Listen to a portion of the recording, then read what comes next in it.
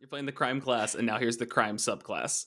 Have Yeah. fun. Well, the thief crime. There's other crimes. The assassin is also a crime subclass. And that's the problem because like your party is more going to be doing murder.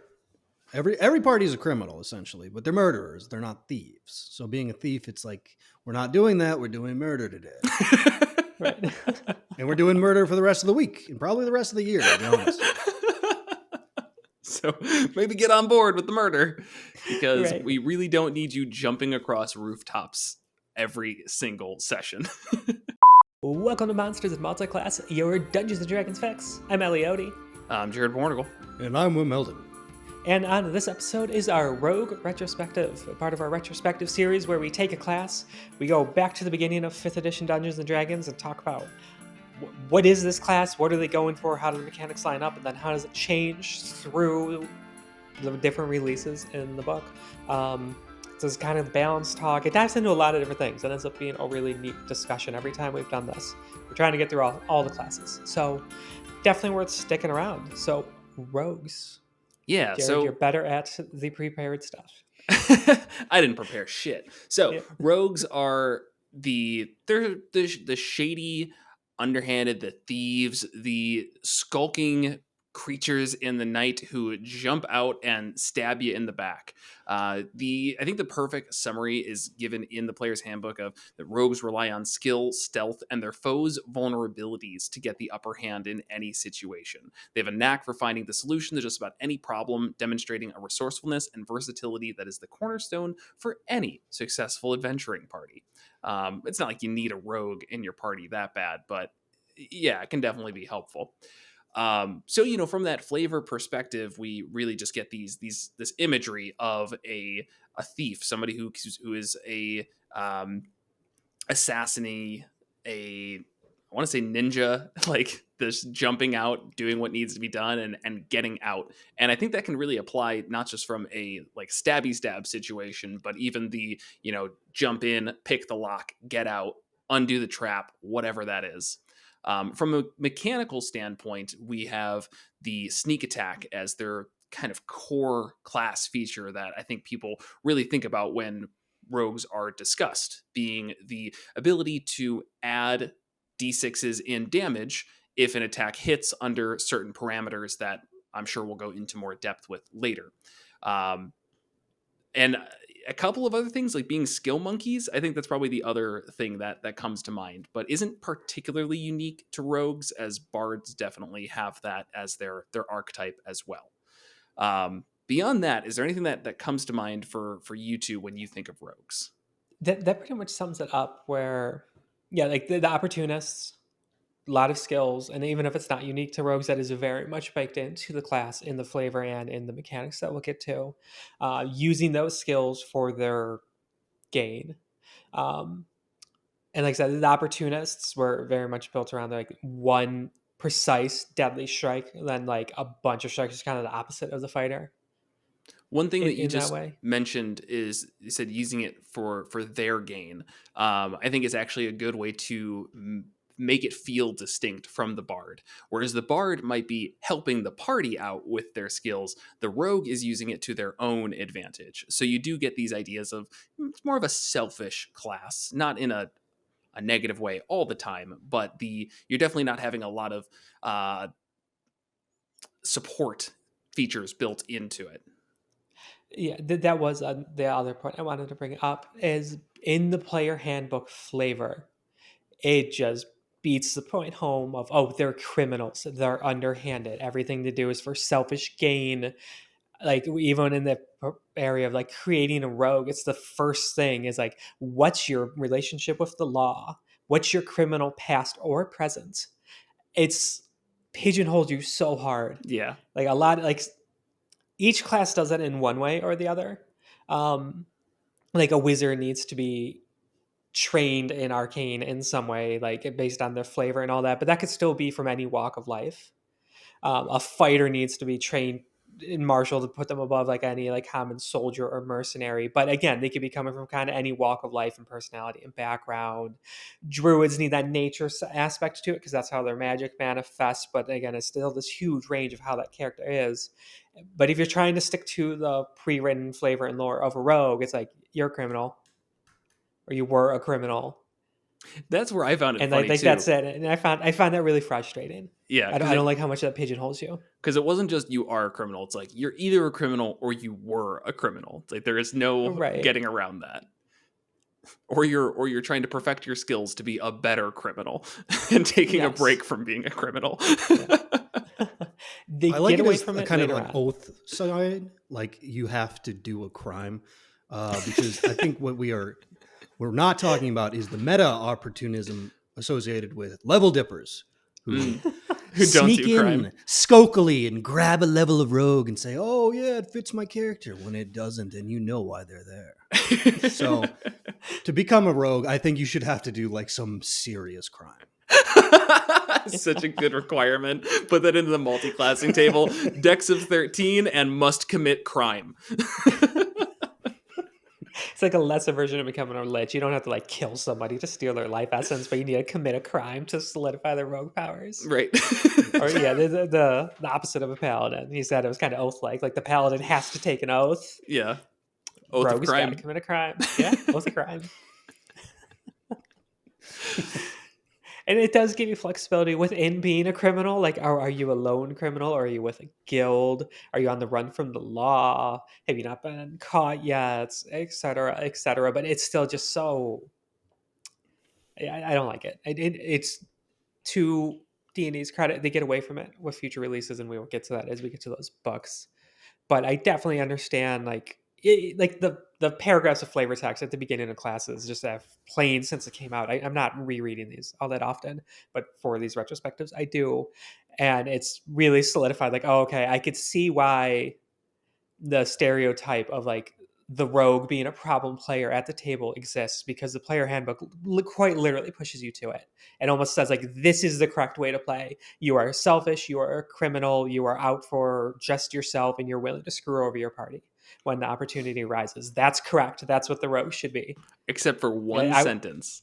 One sentence. A few rogues make an honest living as locksmiths, investigators, or exterminators, which can be a dangerous job in a world where dire rats and were-rats haunt the sewers. That's it. Yeah. It's like... And then 6 more paragraphs about how undermined and sneaky yes. you are. Do crime, fight rats. Those are your two options. Welcome to being a rogue. Which one do you want to do?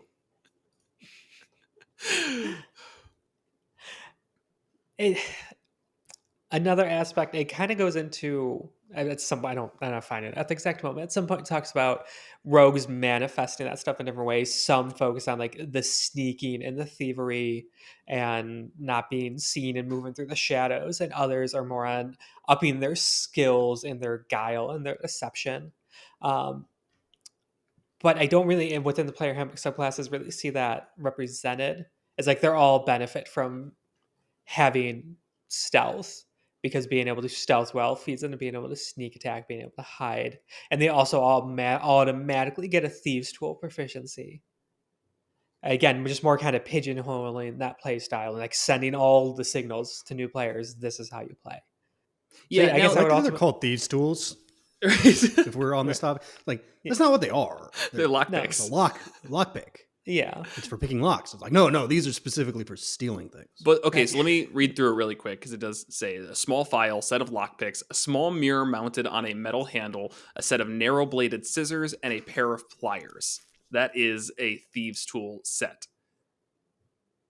Or a locksmith. Or a locksmith. Yeah, I say like maybe a small mirror mounted on a metal handle. I mean, that just seems kind of useful for adventurers if you're like trying to look under a door. Just could have been part of the adventurers pack, and I wouldn't have blinked an eye. A pair of pliers, right. That's in a good Swiss Army knife. Like, we don't need to be a thief for that. Right. Unless you're saying all Boy Scouts are ski thieves. Mask, a gun. Fake passports and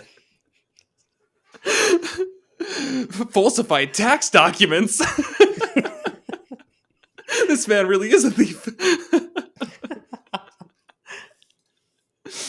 So yeah, probably poorly named. It could have just been called Locksmith Set or something, and gotten the same point across. Yeah. as if you need proficiency. Like I want to know the one time somebody was playing D&D 5th edition and you were trying to utilize a small mirror mounted on a metal handle and your DM said, roll a thieves tools check. It didn't happen.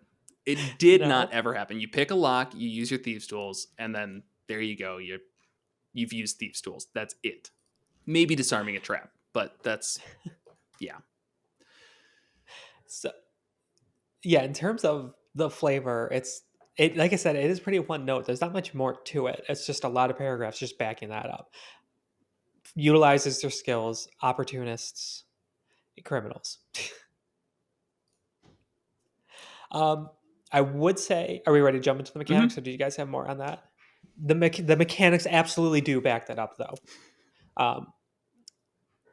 In terms of, I mean, I know I said like in terms of like they could branch into different things, it doesn't, but just in that play style, very very much, because at first level you get 4 things, and these are very much kind of like the 4 core things to a rogue.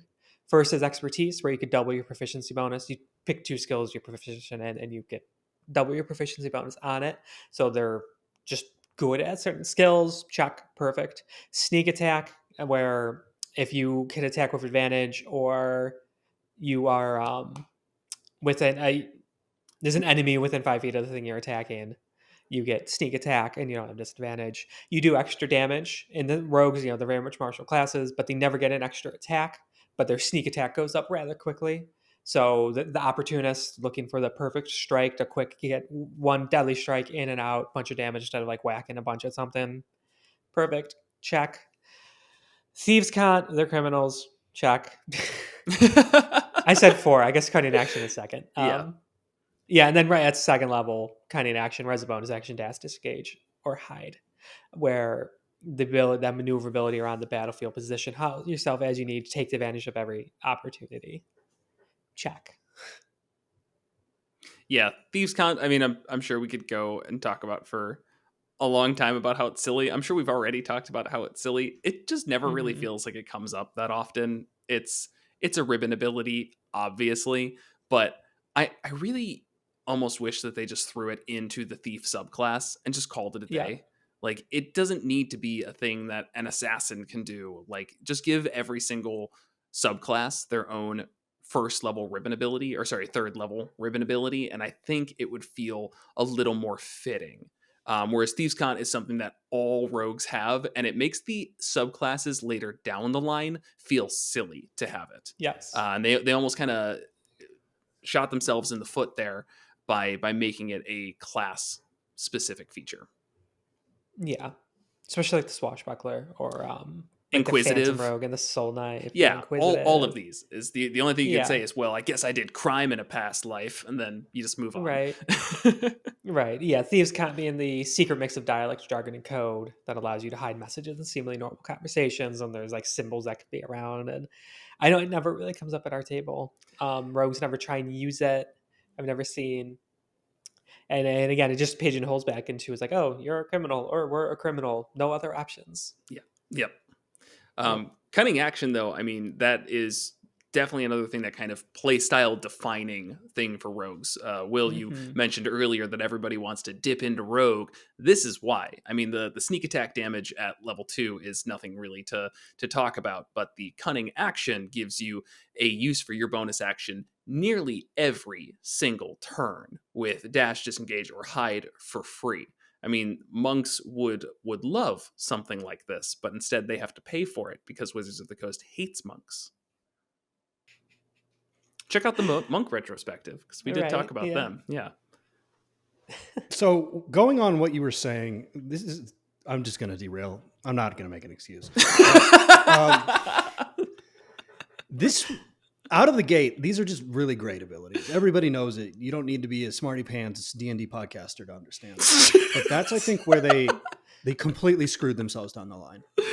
Because we talk about this, like the druid, it comes up a lot, how they found a way to take a base feature from the day one and make it cool years and years later. Sneak attack and cunning action are so just like flawlessly done that they have no opportunity in subclasses to make them cooler. You getting a different way to sneak attack or use your cunning action happens in a couple of these, and it is whatever. It sucks. It's worse than the original. And I think that was the biggest design mistake when they made the Rogue. Yeah, it's a little overtuned is how it feels. Mhm. And that is actually kind of why bringing up Monk, I mean, just in comparison, one that can Step of the Wind and then Patient Defense. Step of the Wind is dash or disengage as a bonus action for a key point, a resource, a very limited resource, and then dodge as a bonus action for a key point. So then those come on at second level as well. So we just have this direct comparison where it seems like these were made in two different rooms, and then it went to the printing press, and then those two groups talked, and they were like, oh, didn't you think that was a little bit overpowered? And the Rogue group was like, nah, we were too busy doing crime. And it just stuck ever since. The poor monk guy walks in and was like, is that my watch? Crime. We write how we live. Turned in their work like 5 minutes before it was due. Classic rogues. So next, the Uncanny Dodge and Evasion. We're kind of skipping archetype and ability score improvements because there's nothing to talk about at the moment. They get Uncanny Dodge and Evasion at 5th and 7th. They're just different forms of survivability, which I do feel is fitting for the Rogue and kind of leans on the cunning action aspect that it brings in. Of like the dash just hide, a lot of survivability, be able to get in, get out, hide, not be taking opportunity attacks. And then when they do get hit, Uncanny Dodge and Evasion allows them to take less damage. And again, every flavor, everything about the Rogue talks about that kind of like, you kind of get like that, this sort of luck feeling aspect to them. They get a lot of lucky breaks. They manage to just get themselves out of shitty situations. And I think Uncanny Dodge, where when you get hit by an attack, you could use your action to have the attack's damage. And Evasion is if you were to take half damage instead. I'm sorry, if you fail any like a dex save, you take half damage, and if you were to pass and take half damage, you take no damage.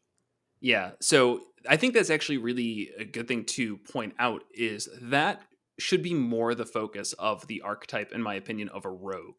If somebody who is kind of unexpectedly lucky, and I think that does come out in the class mechanics, but I don't think it's talked about a lot in the flavor of a rogue. Yeah, unexpectedly lucky, willing to be patient for good opportunities, and a huge focus on non-magically enhanced skills. Right. I do want to point out, though, that once again, at 7th level, they literally just stole from the monks again. So this really is just the class of doing crime. And the metaphor of them just copying just continues here. Literally just took evasion, and they're like, oh, that's a pretty good ability. What if we added that to the rogue, too? It's like, can the monks get You could argue the same with Uncanny Dodge, to be totally honest. With the missile catching. Oh, the missile catching, right? Which is like worse. Right. It's a worse version. Like so they literally just like, what are the monks doing? Oh, let's make that good. Yeah, and then put that into our class. It's kind of upsetting. As a monk apologist, it's very upsetting. I'm feeling attacked here. Or the monks stole from the rogues. No. Very poorly. Yeah, because why would you steal it and make it worse? Because otherwise it's too obvious. It's like if you're cheating in school, you have to get like, if you're not like that great student and you're cheating off like the A+ 4.0 GPA student, you have to like purposely like do something wrong. Otherwise it's going to be too suspicious. Yeah. Oh, yeah, that's possible, but not fitting with my narrative. So I reject it. So reliable talent just builds on expertise in that sense of just being great at skills where anything you're proficient in, if you roll under a 10, it counts as a 10 as the base roll, which is pretty nuts. But until 20th, I think that's kind of like the end of the core rogue stuff where it feels super fitting for a rogue in terms of what they built it up to be. Because then they get blind sense, and to me that feels kind of out of nowhere. I think they copied off Rangers for that one. I don't think Rangers get any sort of blind sense, do they? They get something. There's like really a bad fighting style they could get, but as an optional. I gotta find it now. I could have sworn they had something. I'm too far. No, they've got Vanish. Okay, never mind. They Okay, so at 18th, the Rangers have the feral senses where they can locate invisible creatures within 30 feet of them as long as they're not hidden. And then Rangers steal from Rogues at 14th level by being able to use the hide as a bonus action. So they're just copying off each other. Right. So yeah, blind sense feels a little weird. It's like, I mean, it's fine ability. Campaigns usually don't get that high, so you don't see it a lot. But I'd actually argue it's sure. pretty crap. I don't think it's that interesting. It's not a fun level to reach for Rogue unless your No, sneak attack dice it's goes up. not. It's super situational. Yeah, it's only 10 feet. Yeah. You could literally not have this, and I wouldn't even blink an eye. I guess it's not literally getting blind sense. That's the title of it. Correct. But there's the sense blind sense. This is just being able to be aware of hidden or invisible creatures within 10 feet of you. Okay, yeah. I agree. Yeah, Slippery Mind at 15 to gain proficiency in wisdom saving throws. Like, it's a decent mechanical boost, but again, it just feels kind of odd. Yeah. Like, thing to put on there for a rogue. Finally, It's the not monk interesting. actually wins. Why? What do they Why? get at 15th? Is that what you're comparing it to? I don't. It's Diamond Soul proficiency in all of them. Oh, yeah, you're right.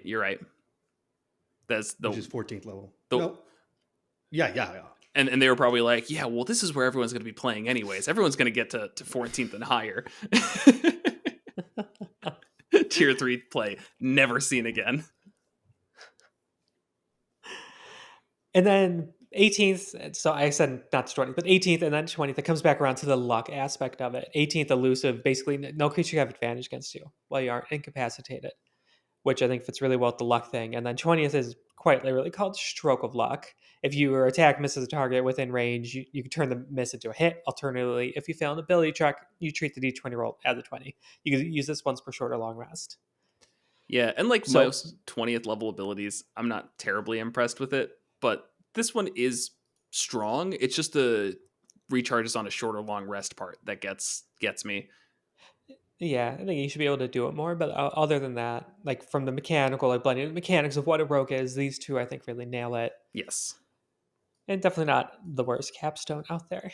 Nope, we don't even need to talk about that. Nope. Check out our Ranger video for when we did talk about that. But overall, I feel the core rogue is very solid. They get a lot of good stuff. The sneak attack being huge, and it goes up very quickly based on your rogue levels. You have a D8 hit die, which is definitely on the lower end for something that can often be up in melee, but they could also do all this ranged, and that is not too big of an issue. At least they're not a D6. Yeah, if you're up in melee as a rogue and staying there, that's a choice that you made. You know, like you have so many ways to get out of it. It's not like you're kind of being forced up into the fray like you are with fighter, paladin, barbarian. Mm-hmm. Right, and the only being able to wear light armor definitely backs it up, and having no shield proficiencies. Saving throws of Dex and Intelligence. Yeah, Intelligence saving throws I think are probably one of the worst ones. Like, I never see those. You never see them, but when you do, they're bad. They're very, very bad. Sure, because it's something like Feeble Mind. But it's really not all that common. No. And then they get a bunch of skills, too. It's like base proficiencies. We kind of skipped all that, but... Yeah, it definitely, I think, evens out because obviously dexterity saving throws are extremely common and they are super, super good at them. I think monks are probably the only ones that kind of win out in terms of saving throws. I think, wait, don't monks actually get like strength and wisdom? Or is that Yeah, Rangers? they do not get Dex and Wisdom. No class gets like two of the... Yeah, it is. It's strength and dexterity. Ones. You're right. But then monks have the evasion, so either way, I think that the rogues don't have like the best saves ever, but it's not important. They do once they get the wisdom, I guess. Yeah, any other thoughts on like the core class, how it feels, how it's balanced before we get into subclasses? Just one thing to take a look at is how WotC felt when they re-looked at all the classes and gave them new stuff. And then you look at what they gave the rogue, and it's just steady aim, which is good, but it made me think, hey, they're pretty confident they did this right. Mm-hmm. And I agree. played a handful of rogues. There's always seems to be at least one rogue at the table or a rogue multiclass, and they feel good to play. They work. If you like do work out the math of average damage, they are a little behind things like fighters. But other than that, yeah, it's not that noticeable. It's something I've never like felt needing to complain about, or like that they need a buff to their Yeah. damage or something like that. And I also like to that say good. I mean, wouldn't Mhm. you want things to kind of be balanced around the fighter being the best at martial I agree. attacks?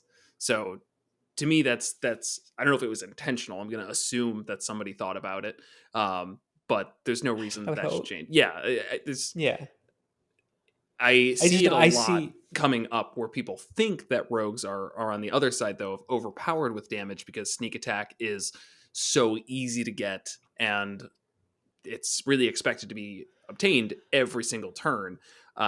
But it always feels kind of rewarding, in my opinion, where you do have to do some work to set up that sneak attack. So I've always liked the way that Mhm. that's played out at the table. And maybe there was a time in the past where I thought it was too strong, but in general, I think it feels pretty satisfying as a mechanic.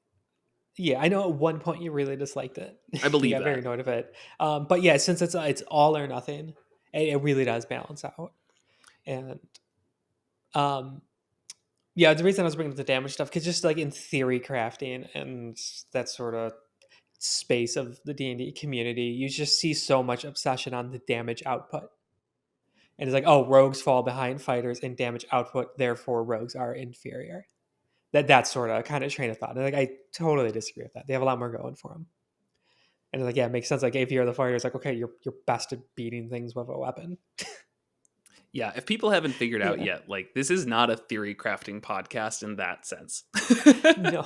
Oh my gosh, no. like hearing you say that, like my blood started to boil. Like Yeah, as I if know. that's the reason to play D&D is to have the highest damage every round. Like that is so wrong.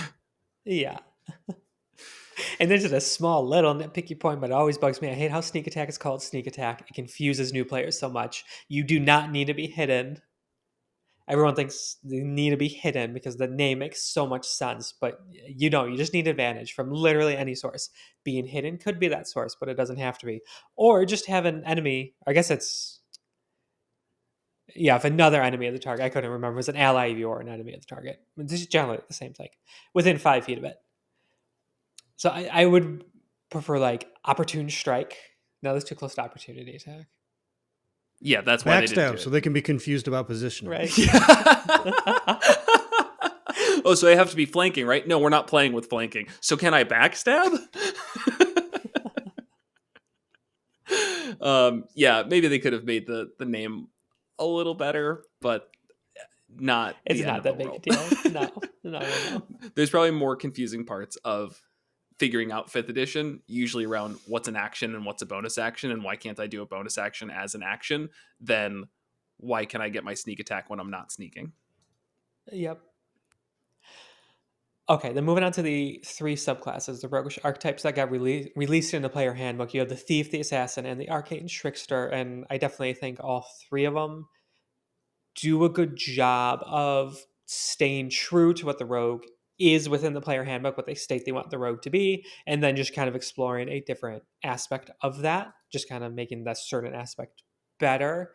But they are still all very much. But in that being said, that means they're all very much that kind of pigeonhole you. Oh, you're a criminal in some manner, which I still don't like. Mechanically, though, Thief I think is really, really underwhelming. This is like the base rogue. This is what the rogue does in the basic rules. I'm pretty sure. I don't think any of the other ones are, if I'm remembering correctly. And you're a thief. Like it's called Thief. You're a thief. It's like I don't, there's not much more to say about it. You're playing you the hone your crime skills class. in the larcenous arts. Yeah. You're playing the crime class, and now here's the crime subclass. Have fun. Well, the thief crime. There's other crimes. The assassin is also a crime subclass. And that's the problem because like your party is more going to be doing murder. Every party is a criminal essentially, but they're murderers. They're not thieves. So being a thief, it's like we're not doing that. We're doing murder today, Right. and we're doing murder for the rest of the week and probably the rest of the year. To be honest. So maybe get on board with the murder because Right. we really don't need you jumping across rooftops every single session. Right. I say, yeah, so they get second story work at third level.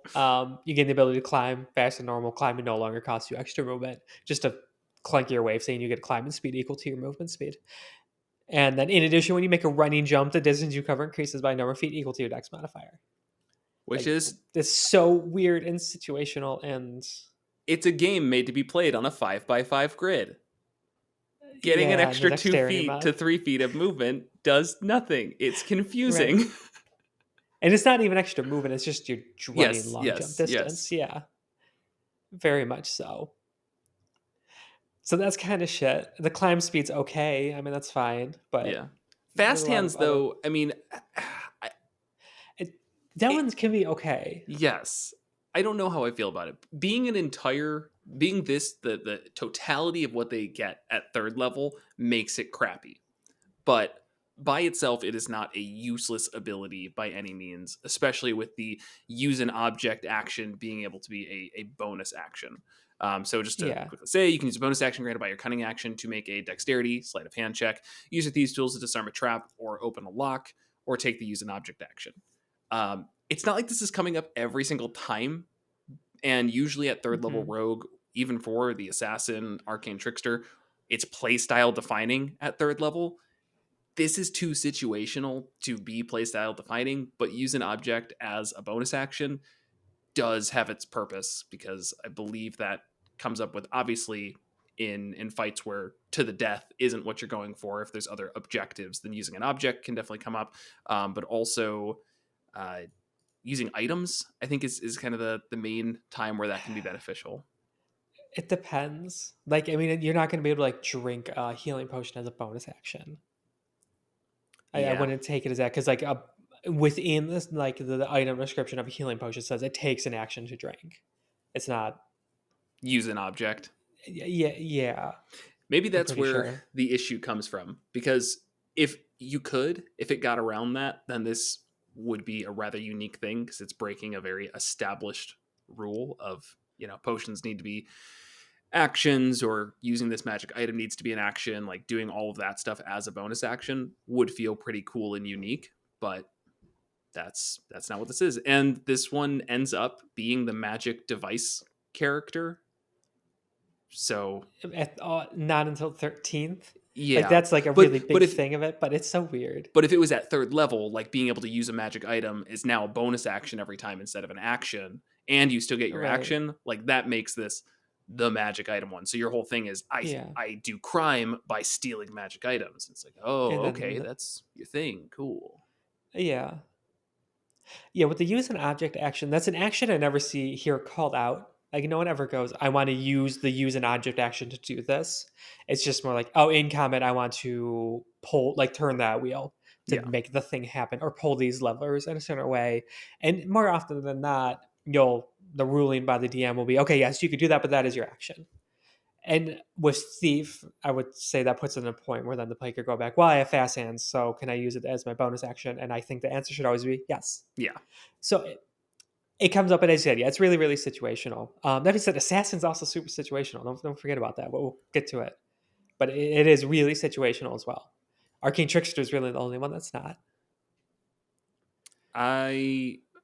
Let's finish out Thief. I've got more thoughts on Yeah. that, but Yeah, but in terms of the flavor of like, oh, you're a good thief, being able to quickly pick locks and disarm traps makes a lot of role playing sense from a mechanic standpoint. If you have an action or a bonus action, usually doesn't make a difference.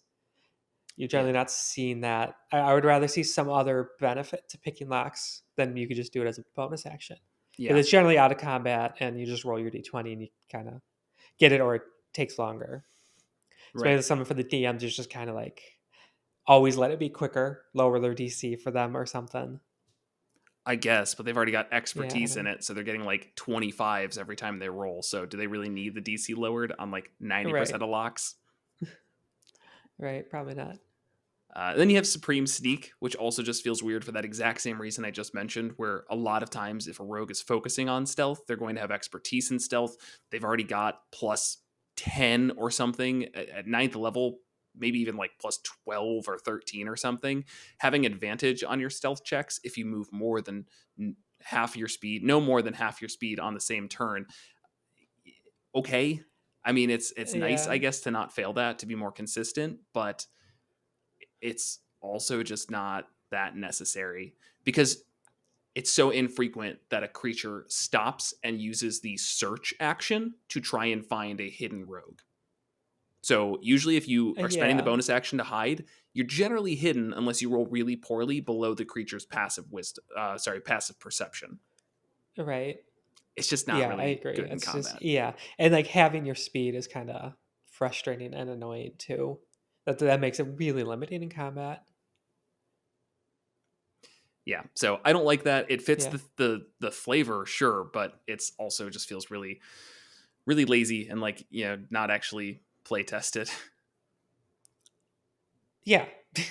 It's interesting. So I think all of them except for the subclass Capstone fits the flavor of Thief well and mechanically sucks. And then the 17th level ability mechanically is pretty cool and doesn't fit the flavor, which we'll get to in a minute. At 13th, you get use magic device. You've learned enough about workings of magic that you can improvise. So you can ignore class, race, and level requirements on the use of magic items, which sounds cool as shit until you realize it's really, really rare to have that limit. I think when we covered this in the 1D&D expertise thing, I was arguing for that. And then it was like, because I wasn't thinking, I was like, yeah, like, I don't know, last time I saw that limit on a magic item we've ever obtained. I know when you make homebrew ones, as like the DM, you're generally not thinking like, oh, warlocks only On or occasion, whatever. like I think the one that Yeah. no, I don't think I've done it once. I lied. Just don't. It's pointless. It's for pre-written people who play like literally by the book. Even If then, you're But even thinking then, it's really rare. it's pretty, It's like high level artifacts. and the ones where it isn't rare are actually there's no reason for it to come up at all. Like warlocks have a pact rod. It's their +1, 2, 3 to your warlock shit. right.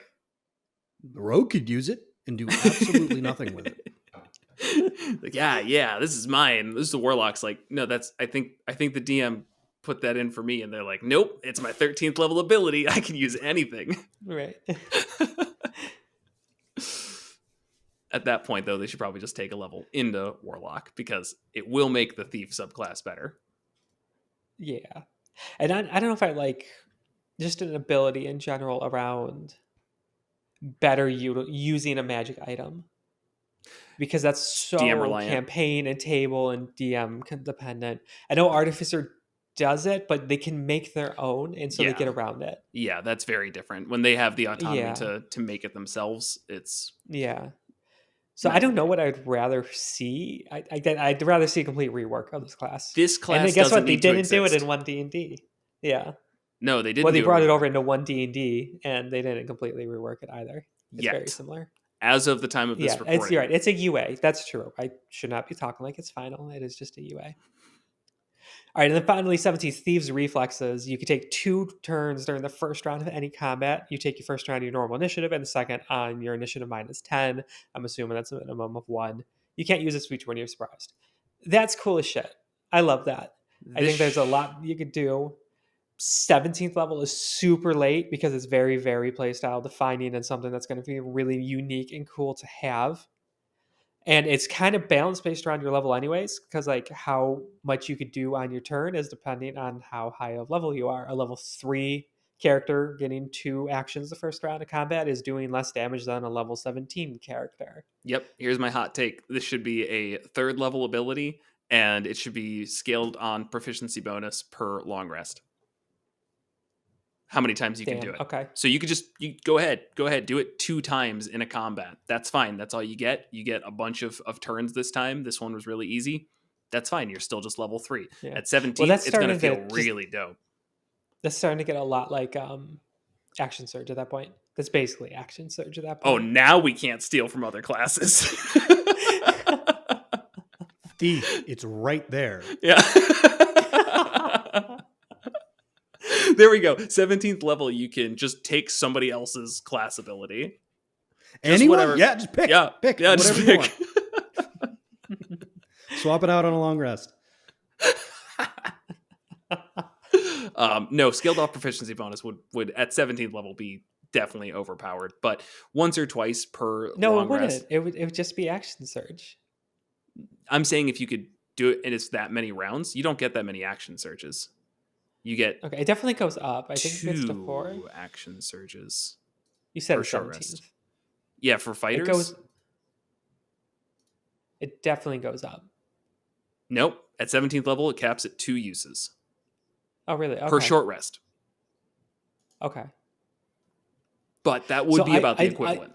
Yeah, I like how this is always there, and it's like, yeah, it just starts feeling too close to action surge. I don't like that where it's just like a thing you could get an extra action on you. Like it is that. It just It and isn't except for action maybe surge, slightly though, balanced where it's based on. because you get a whole nother turn, not just an action. So that's movement again, bonus That's action true. again. Okay, that's true. That's true. So from there, Okay. it's the only thing in 5e that allows you to do something like this. Right. Okay, that's true. Yeah, I was. Yeah. But But in terms anyways, of what's this have to do with being a thief? you're fast. You got thief's reflexes. Yeah. When you reach 17th level, you become adept at laying ambushes and quickly escaping danger. I don't know. Which translates into doing sneak attack twice in the first round of combat. Okay. Yeah. Yeah. Quickly escaping danger by killing everyone in the room. All right. There's a lot of time on thief because I feel like Yeah. that one's just a more controversial one. It's not great. Controversial Yeah. makes it sound like some people say it's good. It's a hot one. How about that? And I'll leave it there. Assassin, I'll take over for you, Ellie. You've been doing a lot of reading. Sure. Assassin is up next. So this is the well, it's kind of in the name. This is the assassin class. This flavor of crime is where they kill people. Hired killers, spies, bounty hunters, and even specially anointed priests trained to exterminate the enemies of their deity. Totally different than the other ones, but we won't go into that. Yeah, that one kind of came out of nowhere. So they get some bonus proficiencies at 3rd level with the disguise kit and the poisoner's kit, both of which were kind of weak in the player's handbook. Xanathar's gave some more examples of how these can be used and, written ways that they can be used to actually get some benefit. But, it's fitting for the class, that's for sure. And then we have Assassinate. So you have advantage on attack rolls against any creature that hasn't taken a turn in combat yet. In addition, any hit you score against a creature that is surprised is a critical hit. So this is what I was saying why it's situational. Like I would think both of those, being able to take advantage of those, is just as situational as all the free bonus action stuff thieves get. You have advantage on attack rolls against any creature that hasn't taken their turn in combat yet. That's Yeah, situational. Yeah, like you have no bonus to initiative, and there's going to be a lot of combat where it's like, all right, you may already have advantage because you're the rogue and you've been stealth or whatever, or you may not be able to reach anybody to get it, or you roll low on initiative and everyone goes before you, or you have advantage and roll up 2 and a 3 and miss anyways. It's like It's not something that comes up a ton, and then the surprise is very situational. Yes. It's rare to get surprised. Yeah, surprised, as we've discussed, is just bad in 5th edition. It's an entire round that screws with the action economy way too much. I believe the way that it's done in 1 D&D so far is you either have advantage or disadvantage. Or sorry, you have disadvantage on your initiative roll if you're surprised. We've started using that because I love it. It makes surprise actually feel like a thing that you can throw out, and they just still have that condition for the start if it's applicable in a class ability. Right. So, but you're right. In this, never really comes up. All it's going to do is it has your rogue trying to convince the rest of the non-stealthy party to try and lay an ambush when they're like, we can't do that. This isn't a situation where we can ambush. All you're going to do is go up by yourself first, get your crit, and then die. Yep. Every once in a while, it works out. In the campaign or adventure I'm DMing, there's one of the rogues there is assassin, and they actually managed to lay 2 ambushes in a row that worked flawlessly. Oh wow! Of like ready the other party members readying actions for them to go and basically like one-shotting like multiple enemies, 2 encounters in a row. Yeah, I guess that And it's probably like, works okay, I mean, yeah, like it can work. almost better at low levels where creatures do Hmm. seem to have lower HP. Yeah, And even then, I mean, it's still they're just all it's they're a all good level strong 4, hit. so yeah, It's a yeah, good strong first hit, and there's no yeah, arguing that. It just doesn't come up that often. And it scales yeah. perfectly. It scales exactly how you want it to. Yeah, with your Right, sneak because your attack. sneak attack dice doubles. The next two abilities, I'm just going to combine together: the infiltration expertise and imposter. These are abilities that are out of combat and almost entirely, and they revolve around the assassin's ability to take on other personalities or other identities for themselves, mimicking people's speech. Um, they're they're never used. They're pretty bad, actually. Yeah, so the flavor of this assassin, which becomes really clear with these two, the 9th and 13th level ability, is that these are not the assassins sneaking in unseen and like stabbing someone in their sleep and getting out. These are the ones infiltrating, that they're doing spy work. And then when someone has their guard down around them, lunging out and getting your surprised critical hit, sneak attack, which is even worse than the sneaking one because like almost no one else can do this Yeah. type of stuff within D&D. Yeah, so now you've just Like got you could at least have other party members that could sneak, or the ones that can't just like lay low further back and then come up when they can. This is like, all right, I need to go into the castle disguised as a guard who we killed, and I learned how they speak to get close to the king to try and assassinate them. I guess y'all can wait out here. yeah. What I will give for infiltration expertise, where you can create your false identities, is there's no limit to how many false identities you can create. So to me, if I was playing an assassin, I would be sitting there making a bunch of different identities, spending the gold, taking the time, whatever, and using that to always have the tool for the situation, whatever that may be. If your party is trying to infiltrate a I don't know, noble society in some fashion, then having a noble prepared now gives you a leg up. The DM should reward that because this is your class ability and there's that benefit. But I don't like the fact that there's nothing written of how it benefits you mechanically. It's just that you have a false identity. Something that anyone could do with a disguise kit, you're just a little bit better at, but it's not represented in any actual written way. Right. So, yeah, these are just silly. But then we have Death Strike, which is at 17th level, you become a master of instant death. When you attack and hit a creature that's surprised, it must make a constitution saving throw. On a failed save, double the damage of your attack against that creature. So you're now having double sneak attack damage doubled. Right. Well, it's not double. It's just it crit. So you double your dice and then double that. Okay, Which it is that's different. a But bit yeah. pedantic, but yes. Yes, um, your critical hit is doubled. That's yeah. Which is a big heavy hit, sure. At It 17th comes out to level, I what? still don't Like think that's 22d6 plus 5 times 2 yeah, something like that. by I don't 20th know. level? One less By at 17th, 17th. I it's say 96. So 18 d6 plus whatever your weapon attack is, obviously, which is probably a d8. So 96 plus 1d8 plus 5 times 2. yes. So the average of 18d6 is 63. That's the So average. this Yeah, comes out to like 100. 126 Yeah. plus, 10 or whatever. And some Okay, change. yeah. Yeah, okay, that might actually start one shot in a lot of things. It might, but regardless, Yeah. as we already discussed, getting surprised is difficult. It's clunky. It doesn't really feel great. What I want to see from this class is in 9th and 13th, some way to more easily get surprised on a specific enemy. In that, like, either, I don't know, mid combat feels a little bit much, but like, maybe that's what it needs, and then Death Strike needs to be taken down a little bit because that's extremely strong.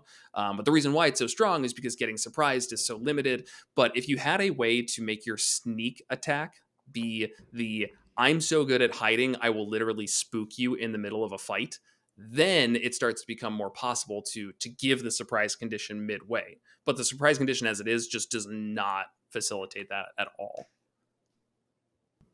Yeah, I mean, it's setting up to doing one-shotting people, which is, as we talked about, is just not a common thing in D&D. It's really hard to do. And You it's know what's weird usually about going to this like class? get you swarmed by other things. It Sorry, what seems was that it, one? it seems like it would work really well if you were playing a very strange single player game. Oh yeah, Yeah. this would be It'd be amazing. cool to one shot stuff. It'd be great to do this imposter stuff, as long as you weren't dragging everyone else along for the ride. Yeah. Turns out the selfishness of the rogue class was really just in the playstyle. So yeah, could definitely use some reworks on that one. We'll see what comes out of 1 D&D, but I don't know. I feel like Assassin gets a lot of praise, but it's never really scratched any itches for me. No.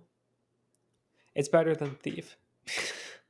Low So it's bars. often picked. Yeah, if you don't like the idea of having to do magic, which is the next one, which is, that's just not your character idea, that's what you pick, Assassin instead of Thief. And in the beginning, when there's only the player handbook. Do you want to take Yeah, so Arcane?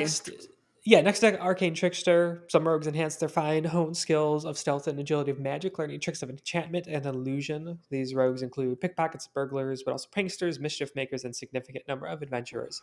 So this one doesn't like pigeonhole you of like, oh, I'm stealing shit or I'm killing people. It's just kind of whatever you want, but they use magic. It's just kind of taking the skills to an extreme, the skill aspect of it. Their biggest thing is when you get at their level, they get spell casting. They're a third caster like Eldritch Knight is, so they never get higher than fourth level spells. They only have first level spells until seventh, so it's pretty slow progression, not never a ton. But they do get cantrips. They get Mage Hand and then two other of your choice from the wizard spell list. When it was just the player handbook, there wasn't anything too crazy there. You could get some ranged attack stuff, but I guess you could sneak attack off like a ranged spell attack. Yeah, Well, it's just, it has to be a finesse or a ranged weapon, I guess. Yeah. does it say ranged weapon or a Let me read ranged now. attack? Ranged Yeah, weapon. then never mind. Yeah. Okay. The attack must use finesse or a ranged weapon. Yeah. So there's utility stuff you'd probably end up taking because I don't think you'd ever want to take like a damaging cantrip. Nowadays, you just take Booming Blade, but Yep. we're not there yet in the progression. What spells they can pick are also limited. They're for the most part confined to the illusion or enchantment list. But every few levels, they can take something off of it as well. So they're quite literally arcane tricksters. Um, One cool combo is taking Find Familiar. That's what I did when I played like a Rogue Paladin multiclass and Arcane Trickster and used one of the free picks of non-illusion or enchantment, picked Find Familiar, and that was a good way to give myself sneak attack all the time where the familiar got sent in, and then there was an ally of me next to the enemy that triggers sneak attack or they take the help action, give advantage. And cool things like that. Also, I think they get Mage Hand Ledger Domain, where they can get better use of the Mage Hand. They can pull something. They can that you could stow one object the hand is holding in a container, worn or carried by another creature. You could also retrieve an object in the same way, so you could essentially use the pickpocket. You could also do it in fights. I haven't seen this taken advantage of too much. I know I always would forget to do it, but like you can see it's like if something in your fight has a potion on their belt, like you could in theory take it, or if they sheathe their weapon to temporarily do something else, you can again in theory take that weapon with this in a fight because you could also command it with a bonus action. Another Yeah. aspect of it. I don't You blame could you for also not using it though, because it's like really awkward to like that's not how you think of stat blocks even as a DM. Like I never Mhm. described to you all that they are carrying a long sword and on their back is a crossbow and on their hip you see a range of potions. Like maybe that's something that you can do if you know you have somebody who's keeping this in mind, but otherwise I'd almost expect the player to ask those questions like, hey, do they have anything in their pockets right now, and then it goes from there. Yeah. And then you could also use your mage hand to use thieves tools to pick locks and disarm traps, which is like very much a staple. Standing 30 feet back, mage hand. So now you're Trying to better do at it. picking locks and disarming traps in the middle of combat than the thief, Yeah, yeah, because because you you can can also do also it do as a this, bonus. yeah, as a bonus action. Yeah. The only difference is it does cost, and this came up a lot, since it costs an entire action to bring out Mage Hand. I think that prevented you from, when playing an Arcane Trickster, from bothering too often, Right. because that's a lot to sacrifice just to have your little spectral hand out if it ends up being helpful. Right. Also, with Mage Hand Legend Main, you could use you could sleight of hand to try and make it kind of like invisible to stuff just not noticed. Which previously it's like, oh, it's like a floating hand. I think the idea is it's like whatever the Mage Hand is doing is going to be noticed. So just a big boost to that, and I know I got a lot of use out of it. Even like none of it in combat, but just out of combat, a lot of use out of these different aspects of better manipulation of Mage Hand. So right away, I think Arcane Trickster really nails it at what it's going for of two very playstyle defining, character defining things of limited spell casting and increased use to Mage Hand, which really does have that kind of magical Arcane Trickster feel to it. No complaints from me. I don't know what you guys think. No, I mean, I beyond the fact that, again, casting Mage Hand is an entire action and it only lasts for a minute, no complaints.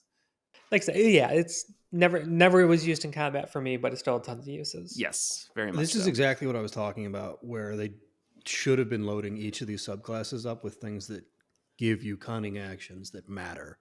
And this is the only real example of it working. Yeah, I guess that's effectively what that is. Yeah, cunning action to control mage hand.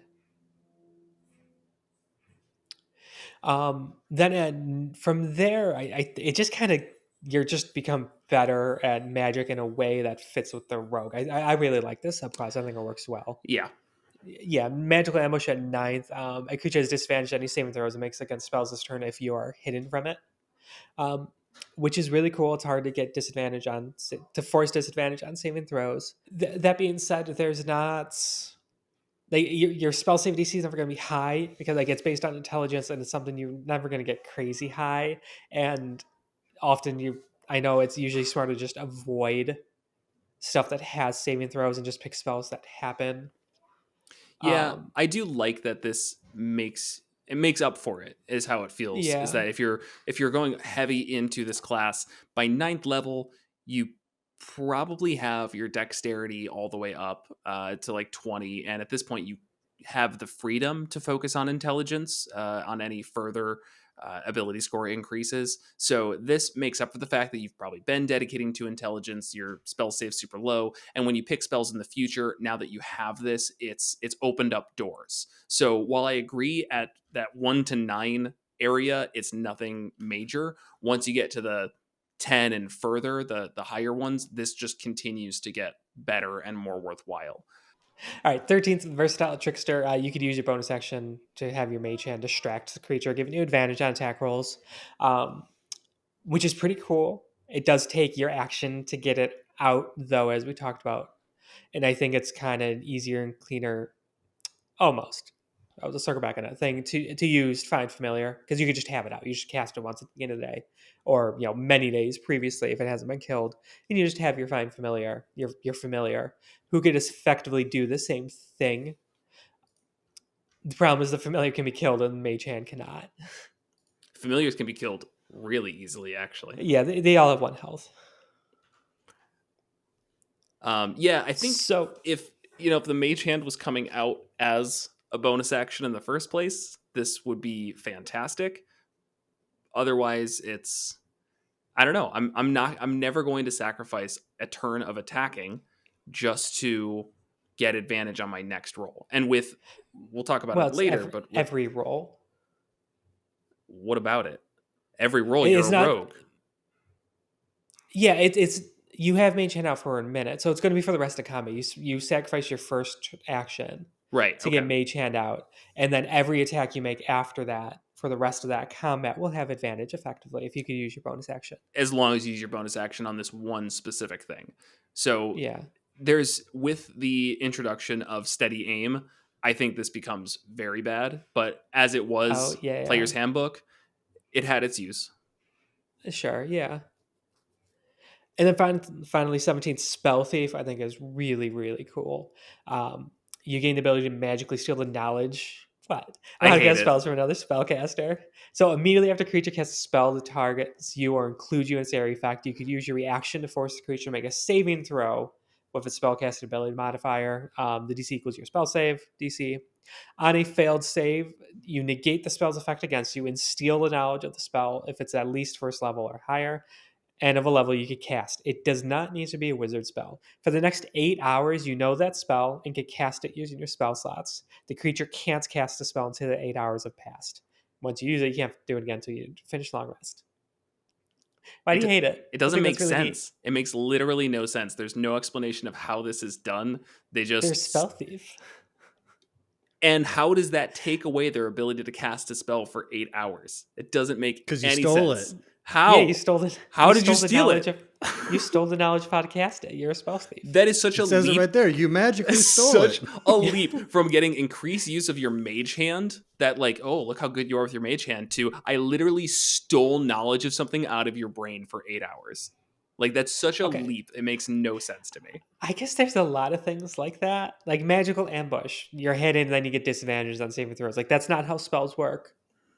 But like, so Sure. why does Arcane Trickster get to do it? Because they just can. I You don't can know. I There's- can justify though, because like if it's a difference between seeing someone who's chanting at you and you're like they're probably about to cast a spell, and somebody going boo surprise, and now you're like, oh, I'm held. But anybody who could cast a spell could hide and cast a spell on someone unseen, and they get. They're not trained in it though. But They're trained in it. They're Trained good in at what? that. At hiding and spellcasting? spooking people with their spellcasting. I can wrap my head around that so much more than stealing someone's knowledge from their brain for 8 hours because they cast a You spell. use at the you. mage hand. That's how it works. You catch the spell in the mage hand. And you grab it. Why don't the monks get that? okay. I could see it We being all know feeling why. like Go ahead, like an Ellie. absorb elements mixed with counterspell type thing, because it negates the effect on you. So it's kind of like you absorb it. You absorb the spell. Sure. And so it negates the effect, and you have that in you. And just based on how the D&D kind of fuzzy, not super defined magic works, it like sucks that kind of energy out of the weave of that person. And Nope, it is actually super defined. D&D runs off of what's called a hard magic system. There are rules to it, and of those rules, it's that you know spells and you have spell slots, and you can use those spell slots to cast any spell you know. So stealing somebody's ability to cast a spell doesn't make sense. Get rid of it. I put it at a medium magic system. Yes, you got spell slots and there's hard mechanical rules around it, like exactly what you could do. But in terms of why magic works, why it exists, and how different classes and people access it, it's left pretty fuzzy. Whatever. This is a weird ability. Yeah. It's definitely strong. Regardless of that, it's fun. It's strong. I think it's a cool subclass capstone. Here's what I don't like. One last thing. And this with a modern twist, because of Monsters of the Multiverse, this becomes a lot worse because a lot of classes don't have spells anymore. They have class abilities. Yeah, monsters don't have spells anymore. So now your best way to use this is to steal a lesser spell from your wizard friend so that you can cast a spell that they weren't going to cast anyways. Yeah, I guess that's one way to do it. Or just steal it regardless. Well, they have to target you, so... Wouldn't that be really funny though if like, because it's or includes you in its area of effect, so your wizard friend casts fireball and you just go like, hey, fuck off, I'm taking that. You just cast fireball on me. Yeah, diving into it. Hey, with evasion you're probably going to take so little damage anyways, so you really could just steal fireball from your wizard pal. Yeah. Okay, so that is the rogue in the player handbook. We kind of talked about in depth what we think about everything as we went it. I don't think we need to go back, but overall, yeah, criminal focus, which not a huge fan of. Focus on like utilizing your skills to your advantage and being kind of like an opportunist. Also, it's even though it says you could diverge into different things, they're basically all based around needing decent stealth and having thieves' tools and things like that. And I would definitely say going forward, they change it quite a bit with the new subclasses that come out. Yeah, so Sword Coast Adventure Guide I think, released 2 of these. I don't remember which ones, I but they think were it was Inquisitive and Swashbuckler okay. But they were reprinted as is as in Xanathars. Xanathars. So yeah, we're just gonna jump to Xanathars. So yeah, in Xanathars, so like kind of the next like 4 rogue subclasses that come out: Swashbuckler, Mastermind, Inquisitive, and Scout, which do definitely, I think, all pivot things to a different sort of play style, and starts to get away from that criminal aspect. That being said, the flavor text that exists in Xanathars, the additional flavor text they have, again, is all built around being a criminal. I don't think Like Inquisitive is. no, the flavor text at the top, Oh, yes, you're right? Like right. it re-explains kind of what a rogue is and gives a little more detail. Again, it's all kind of criminal stuff. Then like it gives like different things that you should have: a guilty pleasure, an adversary, and a benefactor. And the guilty pleasure is like large gems, a new ring for your finger. But yeah, like adversary is the proprietor of an illegal pit fighting arena, an art collector who uses illegal means to acquire masterpieces. Again, it's all just more into that, Right. Whereas which then I do not you like. read the subclasses, and I feel like there's tons of ways where I wouldn't even think about crime in any aspect. I mean, Inquisitive I agree. is like a detective. Well, I guess I always mix them up. Inquisitive is like That's the they're, detective. they're both like detectives. Mastermind and Mastermind's not a detective. many spies, courtiers, and schemers. A spy, detective, they kind of have It's a like lot of wildly overlap. different. Wildly I view different. this Yeah. as this is hustle. This is not crime. You got to have a guilty pleasure. You got to have an adversary. You got to have a benefactor. And you got to do all that before you're 25. With my $600 a month guide, I will teach you how to find guilty pleasures, adversaries, and benefactors. You'll serve on pirate ships. You'll steal jewels. To give Will some credit here, if we are talking about like the spy archetype, which definitely does not have to be criminal, and we look at like James Bond or something, he could fit into every single one of these: guilty pleasures, adversaries, benefactors. Guilty It's pleasures, true. women; adversaries, I don't know, people with foreign accents; The benefactors, bad guy in that movie. yeah, I mean it's. I chose a basic one for a reason. The details kind of fill themselves. So it does point you towards it, I think, with the descriptions of them, but just going off of those titles of adversary, benefactor, guilty pleasure, like that alone doesn't scream crime. But when it says the masters of the local thieves guild who wants you to join the organization or leave town, that was a bad one to choose. That doesn't have to be crime at all. Just because the local thieves guild wants you to join doesn't mean you are a criminal. It means that they want you to do crime. I think that's the intent. They want you to join because you're such a good thief. Yeah, but it could also be that you are like Robin Hooding. Yeah, you're stealing for the good, and they're like, no, we need you to join the thieves guild. Anyways, Sure, that's a way to spin it and get around it. yeah, Like it does definitely start moving away. Where the player's handbook, it was so tunnel vision on you're a criminal. In Xanathars, when it starts to break away, and then doubly so in Tasha's. yes. Yeah. One to bring up that's definitely nothing to do with crime is for the benefactors. A druid once helped you out of a tight spot. Now any random animal you see could be that benefactor. Perhaps come to claim a return favor. That's that's great. Yeah, I like that. There's nothing to do with being a rogue, but I like it. No, not at all. Yeah. All right, so for these subclasses, again, we've got Inquisitive as the top one here, which is somebody who wants to unravel mysteries, root out secrets, have a sharp eye for detail. So it kind of falls in line with the spy, but yes, it is the detective one also. Yeah, flavor wise, it leans on the skill aspect of the rogue, not so much like the opportunists and the infiltrators and things like that. It's like, yeah, you using your luck and your skills to your advantage. I think it kind of increases that. Yeah, More. and the third level ones right off the bat, just to give you really clear idea of what they're going for with the flavor. We've got ear for deceit and eye for detail. So ear for deceit, you can tell when people are being deceitful. Eye for detail, you can spot details more easily. Boom, Yep. flavor met. For ear for And deceit, insightful fight. and yeah, I'll keep into these which two. is pretty cool. Okay. But for ear for deceit, it does have one of these. Treat a roll of blank or lower on the d20 as something else. Then This one isn't as powerful as some of the ones that I hate, because you treat it as an 8. Some of the other ones are like treat all rolls as a 10 if you fail. That always seems a little bit high for a 3rd level ability, but this is still Yeah. pretty strong. Only problem is it gets completely obsolete at 11th when you get reliable talent as part of the core rogue. Because that treats everything as a 10 that you have proficiency in, and you probably have proficiency in insight. That's good question, or good point. Good point. Yeah. For insightful fighting, that's like how it actually changes up their fighting style. So as 3rd level, you gain the ability to decipher an opponent's tactics and develop a counter to them. As a bonus action, you can make an insight check against a creature that isn't incapacitated, contested by their deception check. If you succeed, you can use sneak attack against that target, even if you don't have advantage on the roll, but not if you have disadvantage on it. So basically, you just always get sneak attack on them unless you have disadvantage.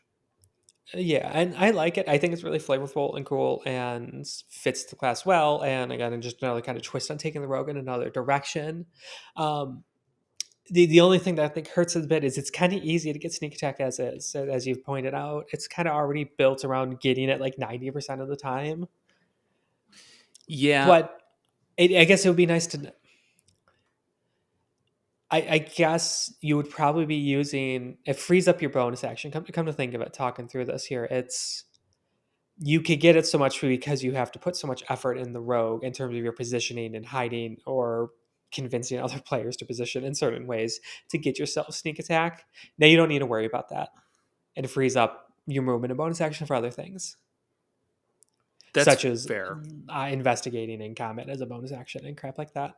Yeah. Which is eye for detail. Yeah, I'm all right with this. I think it would be nice if it added in some, like, you also know their vulnerabilities. Something like that, if they have any, or like if they have any immunities or resistances, like something like that would feel fitting for the class. And like the Rangers Slayer thing. Yeah. Just steal it. Yeah, whatever. It came out in Xanathar, so yeah, just steal it. Now we're thing. Yep. Too. What was that? Well, that was just a Battlemaster has it too, so you can just steal that. Just steal from everybody.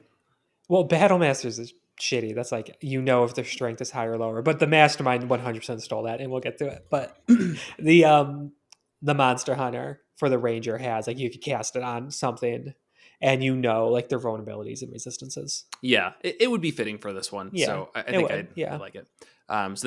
Then we get Steady Eye. So at 9th level, you have advantage on perception or investigation checks if you move more than half your speed on the same turn.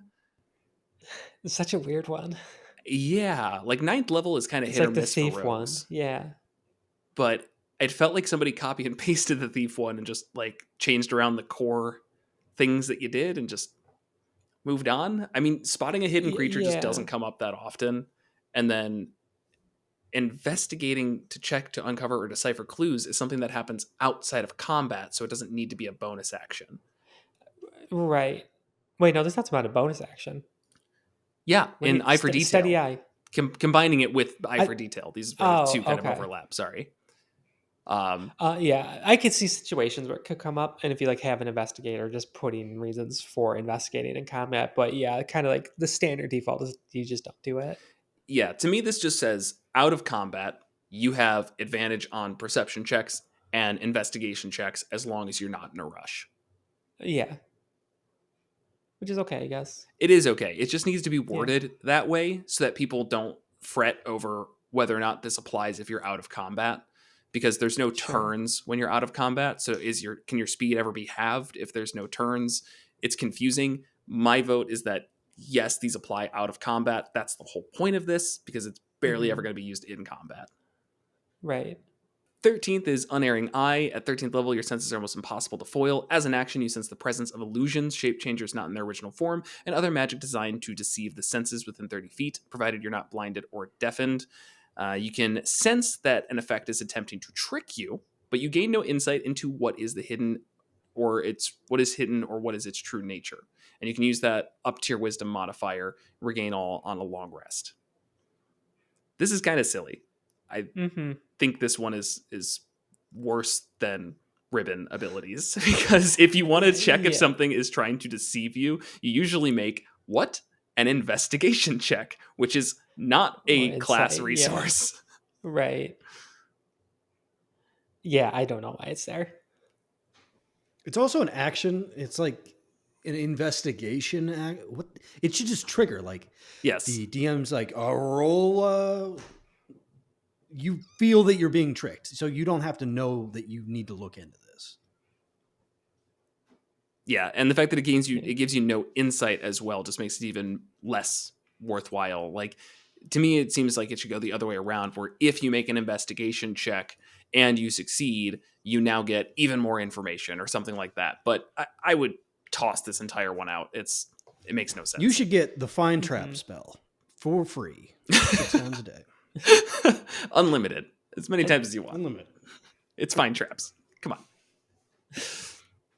on. But that said, I mean, it's whatever. It's okay so far, the subclass. So we have Eye for Weakness as the 17th level. You learn to exploit a creature's weaknesses by carefully studying its tactics and movements.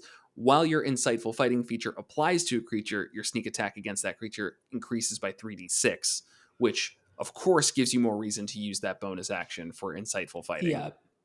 And I like it a lot. It just 17 levels really light for it. An extra 3d6 isn't a crazy amount of damage or anything, but it's nice. I think it's flavorful and fitting. Yeah. Overall, I think it's an interesting way to start going outside of the rogue expectations that were set in the player's handbook. It doesn't feel samey to any of the other 3 classes, which I liked a lot. It created a new thing. Yes, 100%. All right, next up is Mastermind. This is one where they're like, the leader of a Thieves Guild is going to be a mastermind. I feel like this is almost better for an NPC. It's a little weird for having like a PC playing as a mastermind, because it's about managing others and kind of manipulating that situation. Mechanically, I don't think it's all that great either, but we'll go through it here real quick. So at 30, get Master of Intrigue.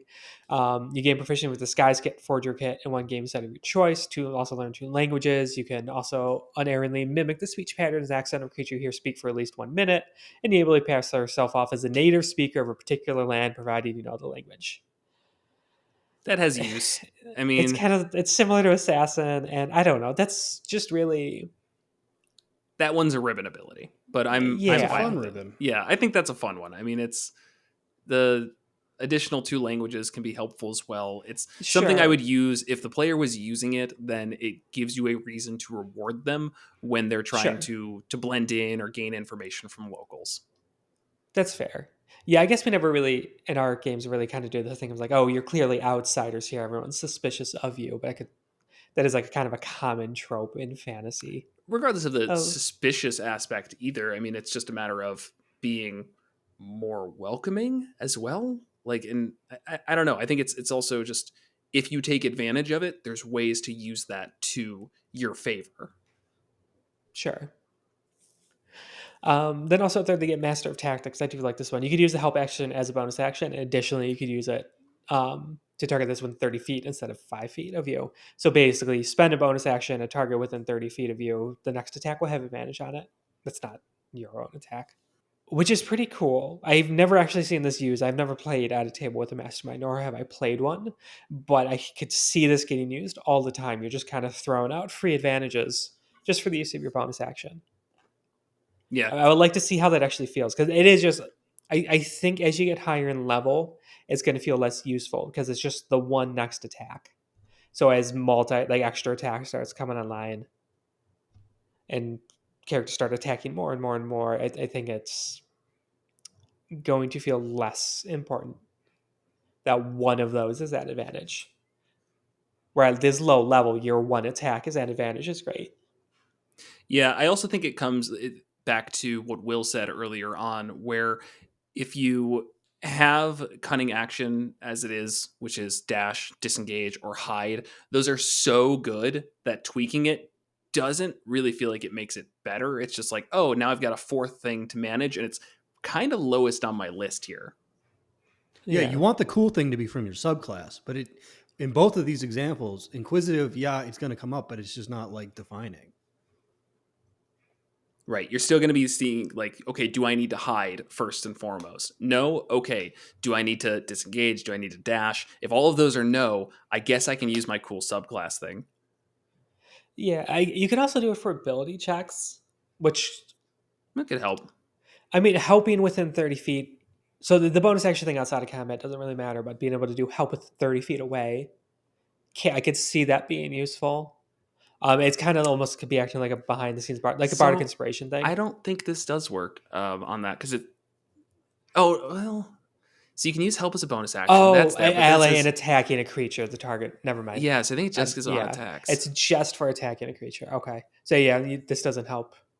Does not help with No, I like what you're ability saying checks. though. If it was with ability checks, then that could make sense to me, and it fits well with that Mhm. mastermind idea. You're helping them because you're giving them direction, Right. and fits really well into what I would expect out of this subclass in a party, which is you're the leader. You're the one who's Yeah. giving instructions, and people look to you for guidance. So here you go. So hey, maybe that's something you take Ellie's misread and run with it for your Yeah. game. Make it official. All right, ninth insightful manipulator. This is the one stolen directly from Battlemaster. You spend a minute observing or interacting with a creature outside of combat. You learn if you're higher or lower than 2 of the following: intelligence score, wisdom score, charisma score, or class level, if any. It's shitty. Like Yeah, we don't like it on the Battlemaster. I don't like it on this. I will It's like say weird. for the battle masters, there are some things on there that are somewhat worthwhile.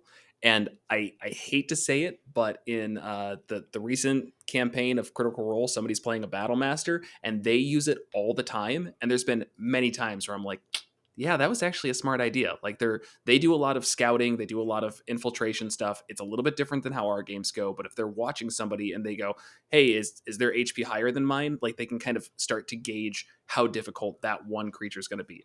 This one though takes any of those useful abilities and is just throws them out. Intelligence, wisdom, charisma, I don't care. Class levels, if any, that doesn't even give CR. Like, Right. so that's not helpful at all. That should at least be uh, challenge rating. I don't know why the word fell out of my mind. So yeah, this one Is stinks. okay. I guess yeah. The know your enemy from Battlemaster. I didn't realize it could do hit points. Yeah, I so could do armor class. Okay, it's that's somewhat okay. helpful. Yeah, I think Yeah. it doesn't always work in our games, but it has some. This one it just doesn't. Yeah. 13th misdirection. You can sometimes cause another creature to suffer an attack meant for you. When you're targeted by the attack while a creature within 5 feet of you is granting cover against your attack, you can use your action to have the attack target that creature instead of you. What's funny, it takes a really common homebrew or just misunderstanding of the rules that people do anyways and make it a 13th level class feature. Because that's a really common thing at tables where people think like, oh, I'm going to shoot at this person and there's someone between them. And the DM plays like, oh, you're going to have a chance to hit that other person instead. Raw, that It's doesn't actually happen. it It's is a an optional DM rule. optional. Yeah, It DM. is a DMG optional We roll. played If with Okay, you it. of course fail it by a is. certain amount, We it's a played great with it little. optional. All DMs should use it. I didn't It's like it. hilarious. I love it.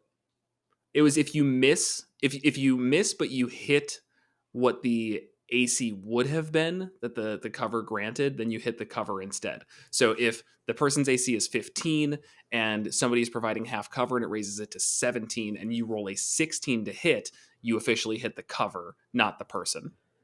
Yeah. And I guess with this one, it doesn't need to be a miss, just an attack. Right. So that's kind of cool. Okay. I guess the idea here is that you would be positioning yourself to try and have cover against attacks, but it still only counts against range attacks in this case. Yeah. No, there could be cover against melee, With another attacker, can't they? that feels weird. Yeah, I guess not. I don't know. I'm just going to say no and say Yeah. that there's probably Yeah. some situations where it might work, but in general, no. Yeah. And then finally, sold the seat at 17th. Your thoughts can't be read by telepathy or other means unless you allow it. You can prevent false thoughts by succeeding on a deception check contested by the insight check. Additionally, no matter what you say, magic that would determine if you're telling the truth indicates you're being truthful if you so choose. And you can't be compelled to tell the truth by magic. Super situational, awesome when it's needed. I think like if you're up that high in a game and there's a mastermind who has that ability as the DM, put in situations where that's useful. Otherwise, like I don't think I've ever seen something like that come up. No, this could have been combined with the 9th level ability, and I wouldn't have blinked. Yeah. Yeah, I could see that.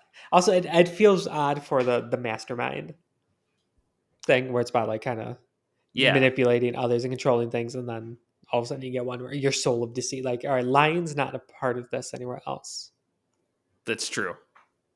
so it just feels out of nowhere to me. Yeah, overall, kind of a Um, weaker class.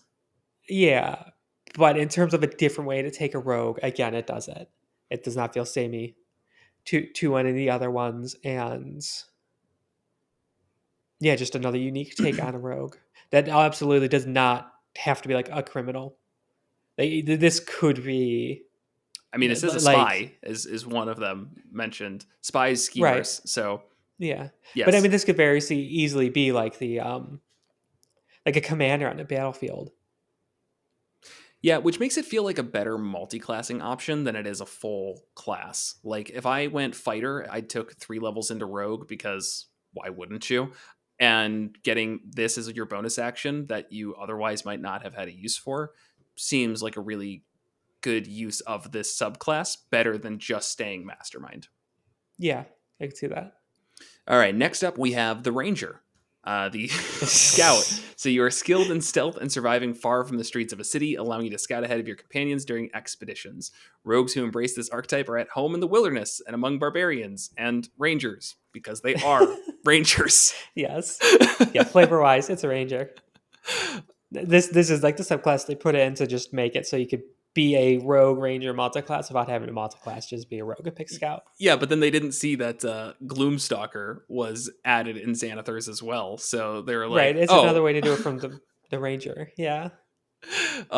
Anyways, so for this at 3rd level, you've got Skirmisher. At 3rd level, you're difficult to pin down during a fight. You can move up to half your speed as reaction when an enemy ends its turn within 5 feet of you, and it doesn't provoke opportunity attacks.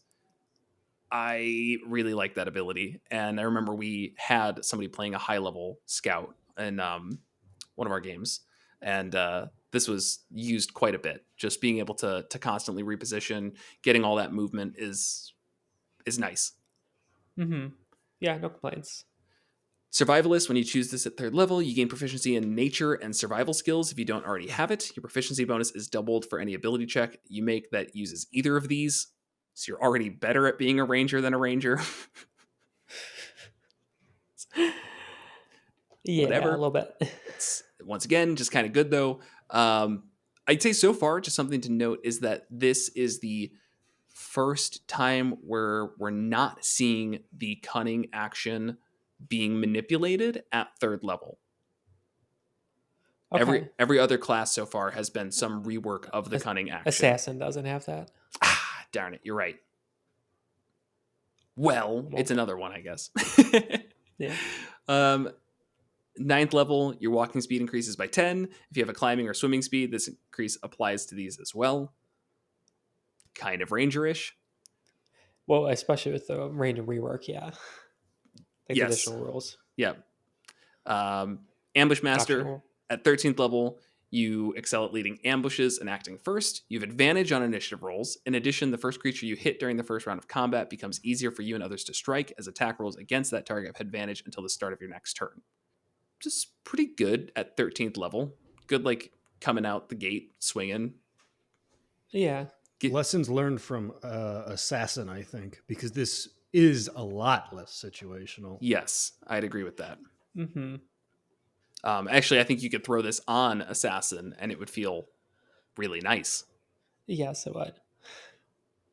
And then last, Sudden Strike. Starting at 17th level, you can strike with deadly speed. If you take the attack action on your turn, you can make 1 additional attack as a bonus action. This attack can benefit from your sneak attack, even if you've already used it on this turn, but you can't use your sneak attack against the same target more than once in a turn. So a way to get sneak attack twice is nice. The fact that it has to be against different targets, but rogues do get a lot of movement, so it's not that hard to. No, this really Reach does everyone. feel like it just took a lot of the mistakes from Assassin and made them better, though, because that once again would kind of feel good on an Assassin. Yeah, yeah. I would say so far this is probably the Not even so far, because I know what else there is. This is absolutely the weakest flavor for the rogue in Hmm. terms of like a subclass. There's not much to it. It's just kind of here's some like mechanical benefits. Like you're good at moving around the battlefield, and you're kind of good in out in the wild. Um, like that could be anything. I like that. I like that as an option. Where if you want to play a rogue and like you're not feeling super tied to any of the other subclasses and like the heavy flavor they bring into it, Or being or a wanted to criminal. like yeah, reskin it and rework it. You can always pick a scout. It's mechanically solid and it's really open into like what you are, who you are, what your background is. So I It lends itself appreciate it well for to the that. bow style. Say that again. The what Fighting with the style? bow. Like every rogue, more or less, can work fine, except for the coming up one as a melee or as range. This one really, really, really works for range. That is right. Yeah. But nothing else to say on Other, it. That one's a quick one. yeah, yeah. In Swashbuckler, you focus on the training of the art of the blade, relying on speed, elegance, and charm in equal parts. While some warriors are brutes clad in heavy armor, your method of fighting looks almost like a performance. Duelists and pirates typically belong to this archetype. There's a running joke every time Swashbuckler comes up. Will yells, "You're a pirate," and then Yar! a fan of ours comes up and comments and explains how no, swashbucklers are not pirates. Look for it in the It's comments. the yes. It's coming. It's all a really good point. That the swash is dealing with the sound of their weapon sheathing and stuff like that, and the buckler is No, the shield. it's the sound of the sea. Yar! Swash! This really Buckler! it's been like when you buckle down the hatches it's been like 4 years. because of the storm. This joke should get old. It really doesn't. It should. It doesn't. We always appreciate the explanation. Yeah, go ahead. Talk about the actual class though. Yeah. It's third level, fancy footwork. You learn how to land a strike and then slip away without reprisal. During your turn, if you make a melee attack against a creature, that creature can't make opportunity attacks against you for the rest of your turn. I like that, freeing up that kind of like the disengage bonus action. All other rogues kind of need that's like kind of locks in a lot of their bonus action use. This one is like it's freed up for other things, dash and get really far away, or move away and hide and then be able to come back out again, all without having to worry about opportunity attacks. And it's just flavorful when you picture like what a swashbuckler is, that kind of suave, fast duelist, being able to get in and out like that. Peg leg. High patch, parrot on his shoulder, on a boat. What I don't like about this is, you're right, it's good, it's fine, but it's just, we're at the exact same problem. It's not a new thing. It's not something new. It's just a little bit easier to do the things you could already do. Yeah, I never found this That's particular true. one super impressive because disengaging is, if you're up in melee anyways, then disengaging usually is a good or your best option. I think combined with Rakish Audacity, this just becomes, I don't want to say necessary, but if you didn't have this, then you'd be spending every single turn using your bonus action on disengaging for this subclass. But fancy footwork is not the class defining thing of this. It's Rakish Audacity. So Yeah. So also third, they get Rakish Audacity. You get initiative, your charisma modifiers added to your initiative, and then you additional way to get sneak attack. You don't need advantage on the roll. Do your sneak attack against a creature if you're within 5 feet of it. No other creatures are within 5 feet of it, and you don't have disadvantage on the attack roll. All the other rules still apply. So basically, if you are doing something one-on-one, if you're engaged with something, that will give you sneak attack. So it's very much between fancy footwork and Rakish Audacity. Rakish, I don't know. Rakish. Rakish Rakish. Audacity. Rakish? It's It is Rakish. You're right. Rakish Audacity. I should never thank you. question Will and his pronunciation and knowing words. Right. It's very much lends into the idea you're trying to position yourself to be engaging things one-on-one. Panache later on, Panache, whatever. Also, will help with that, which we'll get to. I don't know in a if you're second here. serious. Panache. It is not Panache. Panache. Panache helicopter. Anyways, Moving in, get your sneak attack because you're the only thing engaging with it, and you get your hit, and then you're able to back up out of the way without having to use your bonus action. That can also be good for dual wielding. Use your bonus action for an offhanded attack and still be able to move away. yeah, these don't get proficiency with shields, do they? And rogues don't. No. See, A So yeah, swashbuckler can't the use buckler, a buckler. No, they can't.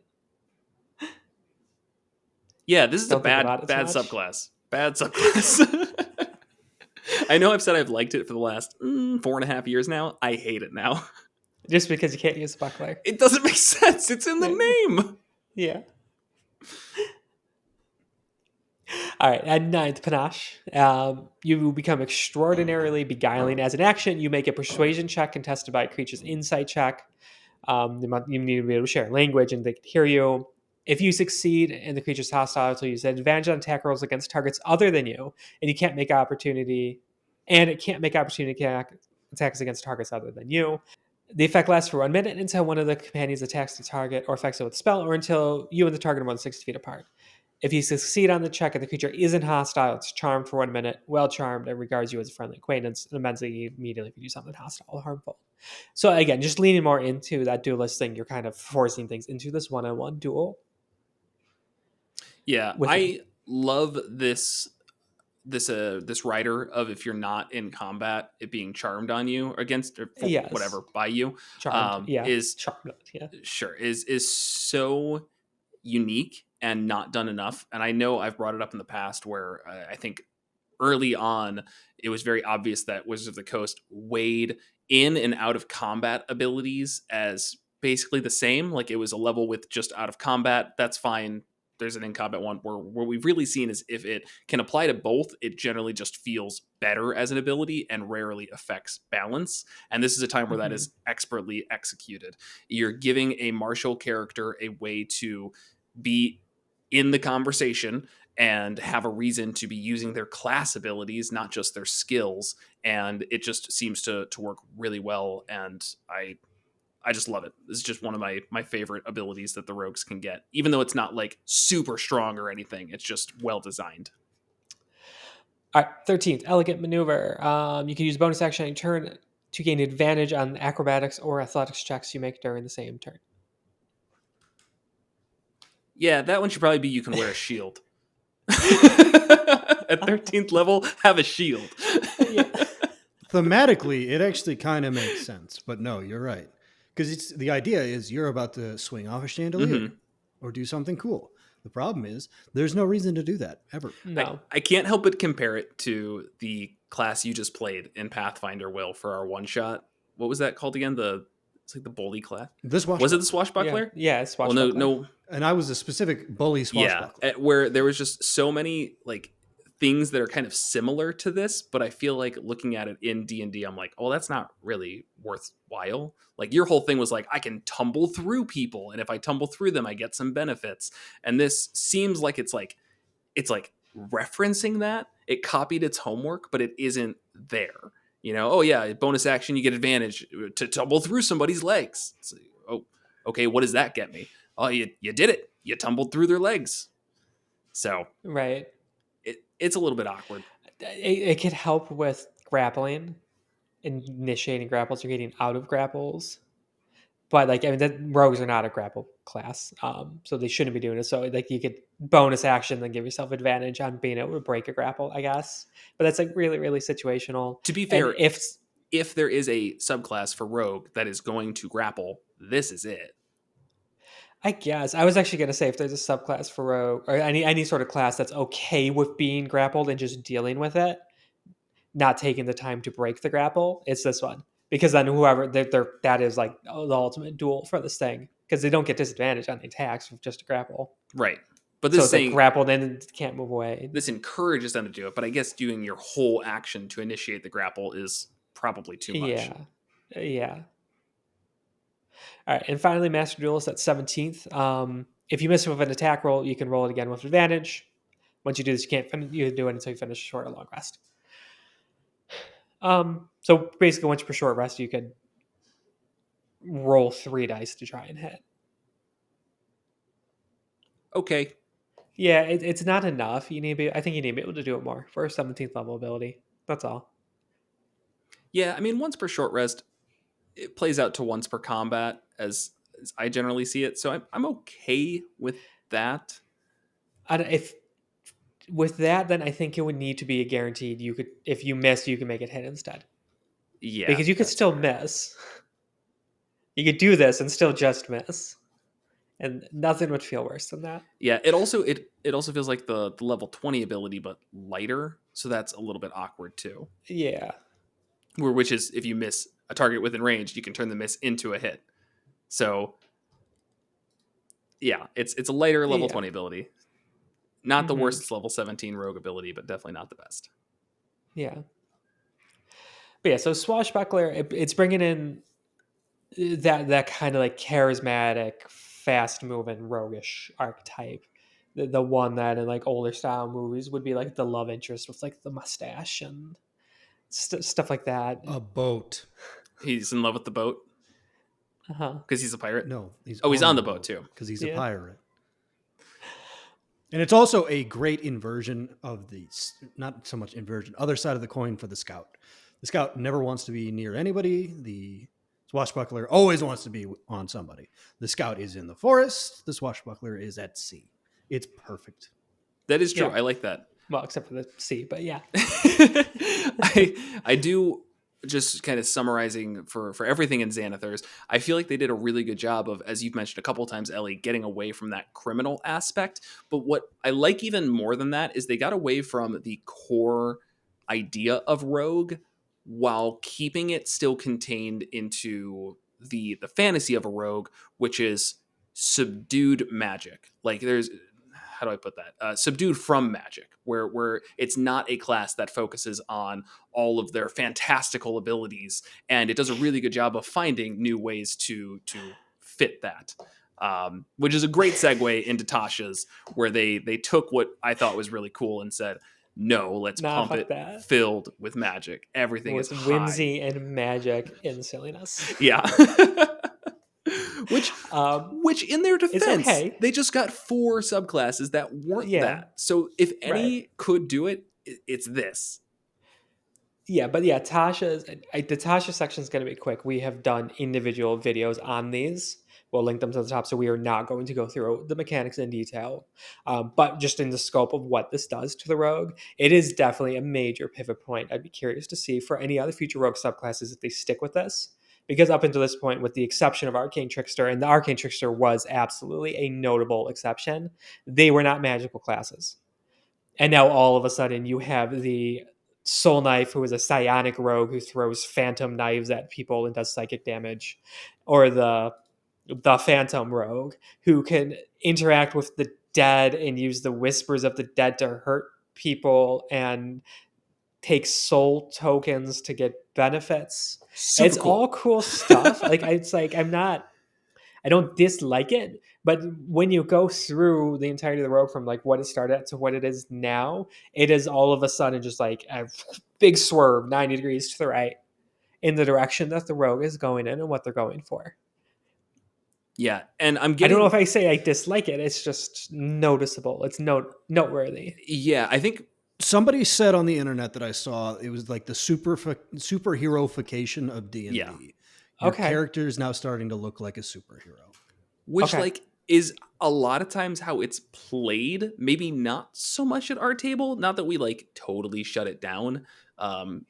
But it's almost hard to get away from with just how the mechanics of D&D play out. You do get so strong so quickly. You're a superhero. Like you feel more like a superhero than an adventurer. And I think what will really determine whether or not this is a full Dungeons and Dragons direction or a 8 or 7, when did Tasha's come out? 6 years into D&D's 5e's life cycle? Either way, Something like that. yeah, what will determine that is what we see out of the base of 1 D&D. If we're getting a lot more of these, or back to the basics of thief, assassin, and arcane trickster in the player's handbook revised, whatever it is, then that to me says, yeah, this is what happens when you have 6 years of a game and you're needing to make more variations of a class. Things get superheroified. But if we start to see every single subclass be some magical variation of a rogue, that tells me that, yep, this is locked in now. And if you don't like it, get out. Right. Or play an old one. But Right. yeah. I mean, that is getting But out the in old its ones own don't way. get to take advantage of the new design philosophies and Right. In terms of design philosophy, just from like mechanical standpoints, I do feel like these were the most ambitious classes as well. Obviously, we have our thoughts on them in the big videos that we have around it, but the addition of a psi power knife and everything, like it gives you the psionic dice, was a very big change from what we've seen with the rogue of barely changing cunning action to something that's probably not as worthwhile, or kind of slightly changing your sneak attack. The psionic die was a huge change in giving a new resource to the rogue, and those types of things I am always a big fan of, especially on a class that isn't resource based, unlike your bard, your druids, ones that kind of have a resource baked into them. Especially Mhm. because, say it with me now, Dungeons and Dragons is a resource management game. I agree with that part, obviously, that it's a resource management game. I don't know if I like seeing that added to classes that are built around not that, because that's one of the balancing aspects. Like, full spellcasters could do crazy things that are going to blow what a rogue could do out of the water, but they're really limited. And, like, they have to get their long rest in. A rogue doesn't. A rogue's sneak attack is the same from the first encounter of the day and the 20th encounter of the day. Their ability to use their bonus action to do different things is the same every single encounter, no matter how long they've been how long they've been going. And I like that. And it's definitely, there's a lot of balance around that where, like, warlocks, they get less spells, but they're the short rest class. Then if you all of a sudden start seeing stuff thrown in where it's all long rest only and they're becoming like this long rest, short rest hybrid, is kind of weird. And I worry about seeing that, like the psionic dice, where it is now a limited resource, where all of a sudden this rogue, which was balanced around just going and like being consistent, is no longer that. That's fair. It definitely comes out a lot more in the rogue than it will with other classes. I think that's for certain, because as you mentioned, it is such a non-resource related class. It's the one that I think it comes up often as a joke because they rarely take damage because they're hiding. They don't have anything that comes back on a short rest usually, so it's like, oh, we took a short rest, I didn't even realize. Right. So I guess And I think losing its that's identity is different. indicative. Interesting. Go ahead, Will. That's indicative of why these are weird. They just said, you know what? We've got some ideas just bouncing around. Let's tape them to the rogue. They could have been taped to almost any other class, but the rogue, and especially with the soul knife, with the resource management, it doesn't matter because underneath it is still the base rogue, which, as we established, is just kind of, it carries everything. That's doesn't fair. matter if your subclass sucks. Yeah. You could say this very same thing about Phantom as well, just from the perspective of what about that says rogue? Nothing. The language, a couple of places. Nobody else has sneak attacks, obviously. Right. But you could easily ram this into any other class. Yeah, especially like Yeah. the tokens of the departed idea that, like, okay, you get some trinkets and it gives you, a bunch of different abilities or whatever, or benefits that definitely does not need to be rogue specific. Whereas reading through all of the subclasses in Xanathars, I would definitely put those on rogue for basically all of them except for scout, but also it does fit the rogue if it's the rogue being the ranger. So yeah, that's a really good point, Will. These definitely don't have that same tie as some of the other ones have. But yeah, that's, like I said, we're not going into detail. Check out the individual videos; they've already been linked. We can't link the same things twice, so I'm not going to do it again. That is the rogue, start to finish. Overall, Like we kind of said throughout, it definitely feels, they did a good job feeling consistent. Every subclass feeling definitely unique, and I like how they did that. The only thing in Tasha is kind of really veering away from the established flavor and kind of mechanical options of it. But that's okay too, because it's just choices. If you don't like it, just don't pick those subclasses. Hopefully it's not just what they commit to and that's all there ever is now. yeah, But yeah, definitely hoping that. yeah. Excited to see what happens in the future. Yeah. And I'm also hoping that you all use the code MNM50 to save 50% off your first 3 months of Bardly. Bardly allows you to seamlessly add music to your games. You can choose from hundreds of tracks based on setting and mood to bring your players into the game. You can share the experience wherever your players are as well. As the DM, you can send a link to your players and they can hear the music as you play it, as you change it, and as you change the volume. I don't think you can change the volume on them. That would be like a really bad way to create something.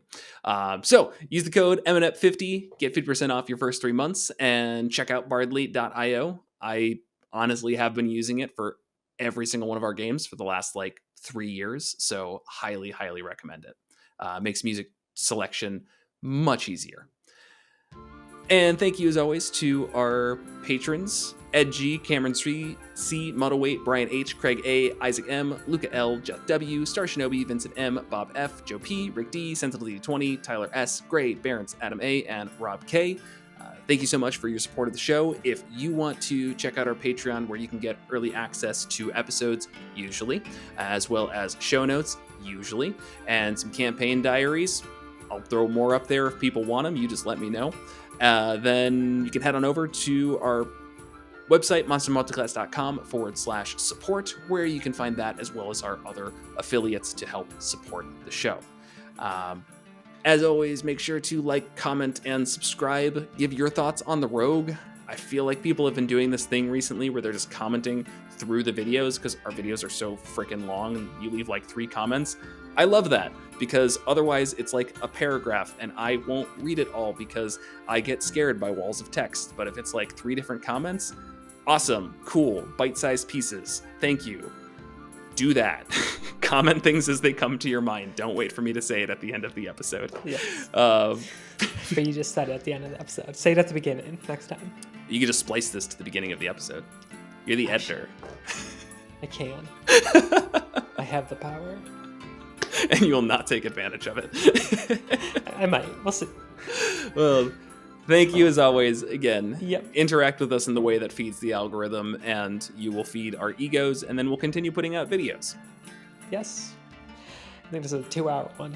It is a long one. The retros I don't always remember are. exactly. Yeah. I'm officially burnt out. That's So, why we don't do the retros, but why we haven't done one in like 3 to 4 months. yeah. And why we don't record them first. Also good. Anyways, thanks for watching.